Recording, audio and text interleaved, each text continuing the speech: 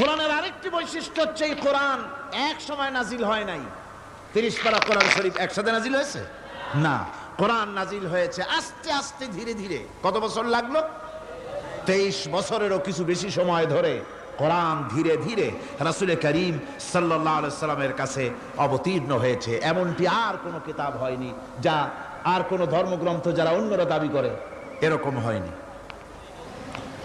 কোরআনে কারীমের আরেকটি বৈশিষ্ট্য হচ্ছে, যখন কাগজ ছিল না, ছাপাখানা ছিল না, এমনকি টেপ রেকর্ডার ছিল না, তখনকার নাজিলকৃত কিতাব যেভাবে নাজিল হয়েছিল সেইভাবে আজ পর্যন্ত অবিকল টিকে আছে, টিকে থাকবে ইলা ইয়াউমিল কিয়ামা।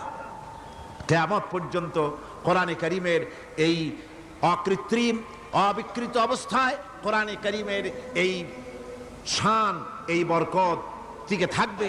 এই জন্য কোরআন